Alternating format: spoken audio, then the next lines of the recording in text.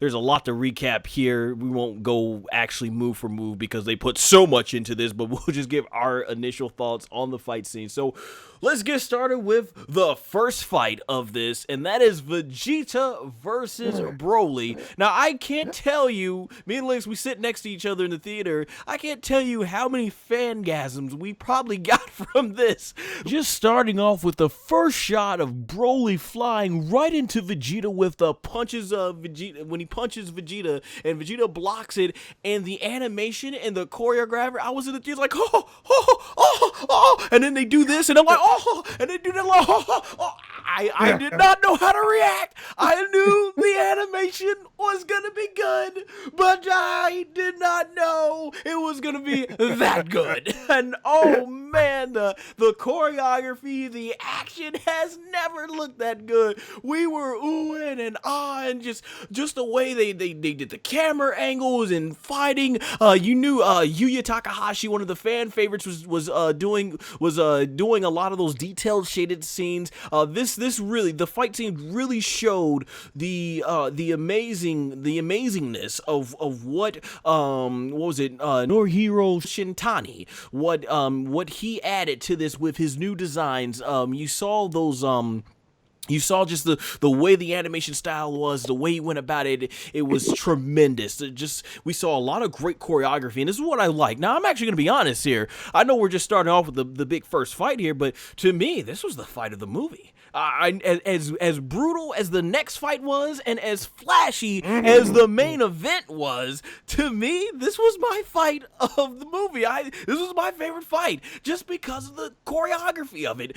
We saw it really showed Vegeta's brilliance as a martial artist, and one of the things we've seen so much in Dragon Ball, one of the reasons why a lot of people like the original Dragon Ball so much, was because we got a lot of actual martial arts moves in there, and Cat's joined back. I'm back. I'm sorry. Yes, I was waiting for the time to tell you. But okay. Yeah, we're just on the Goku and Vegeta. Vegeta fight with Broly. My second favorite fight in the movie. My second favorite fight in the movie. Wow, this would be interesting. Okay, but hey, but here it is. So we have Vegeta and Broly. The thing is, in Dragon Ball, you got so many great martial arts moves, and a lot of people felt that when it came to Dragon Ball Z, particularly when they just got past Super Saiyan and you got all those powers coming in, it just became a really flashy show effect. They're doing the same punches and kicks over, and they're doing just a lot of energy attacks, and they were cool, but I mean, most of us grew up on it with the Dragon Ball Z fights, but this one was great because you not only got those flashiness that we got from DBZ, but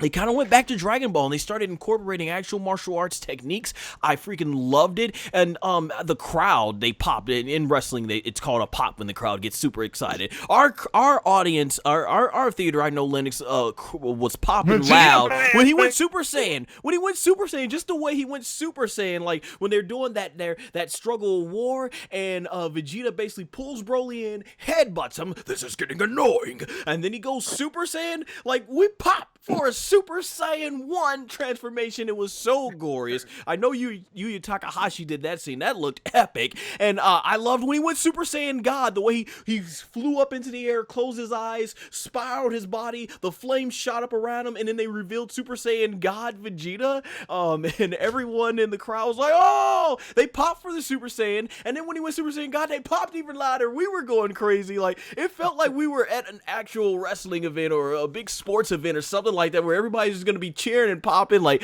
it felt like the atmosphere of it. Vegeta was taking it to Broly. That's another thing. I thought, okay, they're gonna start Broly off. You know, if we go the way they book people in pro wrestling, you want to make that first big impact. So I'm thinking, okay, Broly's probably gonna trash Vegeta possibly. No, this is the opposite. Vegeta outclassed Broly at almost every step in the beginning of the fight. I'm like, holy crap. We're seeing Vegeta, the best he's ever shined in any Dragon Ball movie. Just taking the fight to Broly, and just like I said, great choreography. I loved when he did the, it looked like the Big Bang attack, but he just shot the blast at Broly and Super Saiyan God, sent him through 1, 2, 3, 4. I don't know how many mountains he went through, but Broly's like, I'm like, whoa, holy crap. I loved when Broly was fighting Vegeta and they were going through the ice, deep into the ice, like, just like the song says, Blizzard, break the ice, man, just incredible. And I think he shot Broly down into the water. And then you get the moment out there where Frieza's like, can he go Super Saiyan? And he's like, like the legend? I don't think so. And Frieza was disappointed. It's like pathetic. And Broly powers up, and I like they explained here what his base form was like. Was basically even though he didn't have his tail that was removed, he remembered the power of the Ozaru. It's you people who, as those of you who watch it in Funimation's dub will know it as the Great Ape.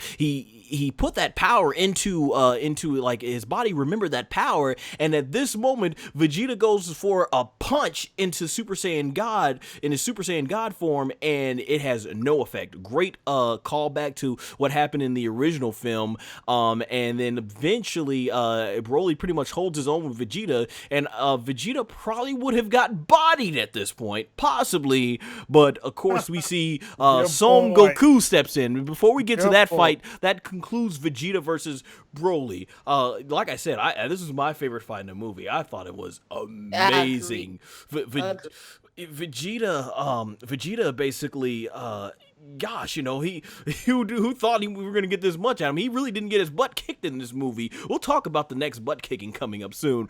But yeah, I love this fight. I thought it was excellent. We'll let you go last, Linux, because I know Vegeta's your boy. But before this, Kat, what was your thoughts on the Vegeta Broly fight? Well, Lennox, you and I are going to be good friends because Vegeta is my homeboy too. I had to immortalize him by getting him tattooed on me, so I can always look down at the prints on my arm. I love Vegeta. Epic. And this is, I agree with you, son, my favorite fight. I'm going to try to find the words to talk about this. So a couple things I want to start off by saying is that it feels so good. I was super worried me at making Vegeta the cliche wash character. He's going to come in, he's going to kind of do some things, but eventually he's not going to do enough. And it was so good to see why Vegeta is regarded as the second strongest Saiyan. And I feel bad saying second because in a lot of ways he's still tied with Goku. Goku just always seems to take it one step further. I love that we get to see how strong he is. I love Chris Sabat does such a good job now as Vegeta, where I won't lie, I didn't always appreciate the old Funimation dub. I watched Dragon Ball. What, you mean you didn't like when Vegeta sounded like this? Kakarot, you dog, you! Hey, that Vegeta had some dope lines. He did, but yeah, you will not escape. That was drumming. She's talking about Sabat's 1999 dub. 1999 Vegeta. I love how he settled into his role, and those one-liners that you see Vegeta starting off going, you'll make for a warm-up, and he's cocky and he's arrogant and he's the Vegeta that we know. Mm-hmm. And as he's fighting Broly, you start to see his frustration, and I can't wait to hear Ryo Horikawa say this in Japanese, where he goes, "This is getting annoying," and you see why Vegeta's frustrated. I love how this fight was shot. That it's action, slow down, and then you see, and then it's action, slow down. This is the first time we're starting to see the transformations, and we're just used to like a light switch, it flicking on and off, but this showed this beautiful montage of colors coming until it stopped at Super Saiyan and this panel around Vegeta, and you're seeing his muscles bulging, and you get the sense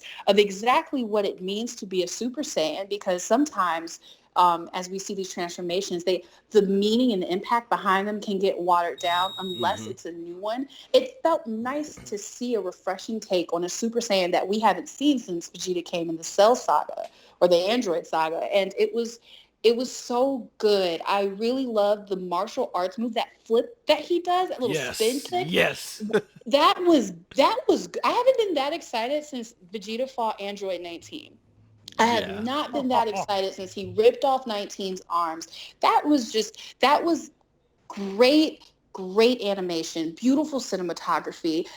I can't speak enough about what that said, you know. And then when you see him finally turn Super Saiyan God, because it wasn't debuted in Super, however, it was in the manga during the Future Trunks. So it was nice to see this finally come to life on screen, and it was great to see it done like that. It was, as a Vegeta fan, I couldn't be to mimic SSJ9K's Vegeta, I couldn't be any more proud. It was so good. I can't even all the way find the words, because I'm just so full of emotion thinking about it, about how good it feels to see your favorite character get some justice. He wasn't getting washed because he's a second-hand character. Eventually, Vegeta started to lose because Broly is indestructible. He's a force to be reckoned with. So it was nice to kind of see Vegeta lose on good terms instead of just, okay, your turn's up. It's the Goku show now. It was beautifully done. Lies. Well said. Yeah. And I do like how Chris Sabat has gone from that voice into a more calmer voice of himself and everything. Yes. But I agree with Lennox though. Having grown up watching the original Funimation dub, I still have a soft spot in my heart for those for all those classic dub lines, especially how you roasted 19. You bringing up the 19 fight. So Lennox, your thoughts on seeing Toriyama give this much love to Vegeta in the movie? About damn time. I'm so sorry, my love. That's all I wanted. I think I even told you because you asked me how I felt about it when we saw it, and I was like, "This is all I ever wanted." Yes, you did. Yeah, you did. Like, that's it. I'm content now. That's all I wanted. Just show him for the warrior he is. Yes. Like, man, he's not necessarily second fiddle to Goku. He just learns different. Mm-hmm. Like, geez, the man is just as strong. Put that on a shirt. With that being said, though, you picked up on exactly what I was going to talk about, and that's you see Vegeta's thought process in this fight. From the immediate, once he blocks, okay, you'll make for a good warm-up, fights Broly some more. So then he tries to get faster, to which Broly catches him immediately, and Vegeta thinks, like, he must have studied how to use his power. So then, as he starts to get pushed back, that's when the Super Saiyan... he's learning as he fights! Yep. No, he does that afterwards, because he transforms into a Super Saiyan after Broly catches his speed. Because that's when he goes, okay, this is getting annoying. Headbutts Broly, ends up turning into a Super Saiyan. And what's funny is that Broly is shocked at first, like, okay, what is this? And I love the line that you mentioned, Sam, between Paragus and Frieza, where Paragus is like, what the hell did he do? And Frieza just turns around like, what? Are you telling me Broly can't turn into a Super Saiyan? How disappointing. You mean like the legend? And I love it because when that happens, like, Broly, is getting pushed back for a little bit, and then Paragus falls to his knees. I never thought Vegeta would have been such a formidable opponent. And then you see Broly immediately punch him through that rock. And Vegeta's like, damn it, he's learning as he fights. Yeah. And you just see it, Paragus is freaking out because he's seeing something he's never seen. And Vegeta is, on the other hand, like, yeah, I might be a Super Saiyan, but this kid isn't dying. This is getting harder. Yeah, you remember when Goku, he asked him, he says, did you remember to bring some sensu beans? And he's like, I forgot. Damn it, this is going to be tougher than we thought. Oh, yeah. I love that. I love that line. Stop forgetting things in Super Goku. Yes, please. Someone get Goku a planner. Exactly. Really? You're going to give Goku, of all people, a planner? He's going to throw it away. We see how Goku is. But yeah, go ahead. No, just going in with that, as far as the fight scene, I will say this about that Super Saiyan transformation. That gave me the same spine chill I got when I saw Goku transform into a Super Saiyan for the first time as a kid. I got that exact same feeling watching that. So that, hats off to that entire animation team, because I haven't felt like that about a transformation in a very long time. I agree, yeah.